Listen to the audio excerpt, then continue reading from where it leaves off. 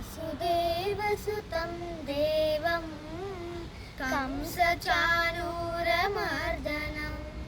देवकी परमानन्दं कृष्णं वन्दे जगद्गुरुम्। अतसी पुष्पशङ्काशं हारनूपुरशोभितं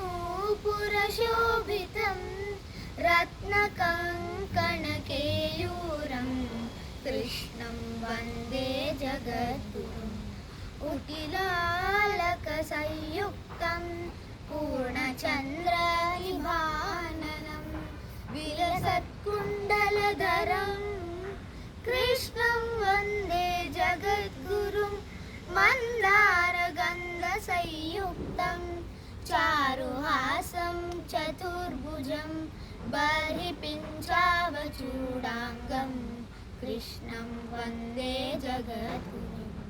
उत्पुल्लपद्मपत्राक्षं नीलजीमूतसन्निभं यादवानां शिरोरत्नं कृष्णं वन्दे जगद्गुरुम्।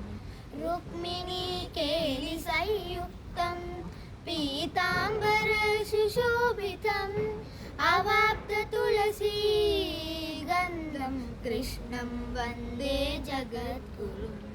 गोपिकानां कुचद्वन्द्व कुङ्कुमाङ्कितवक्षसं श्रीनिकेतं महेश्वासं कृष्णं वन्दे जगद्गुरुम्। श्रीवत्साङ्कं महोरस्कं वनमाला विराजितं शङ्खचक्रधरं देवं कृष्णं वन्दे जगद्गुरुम्।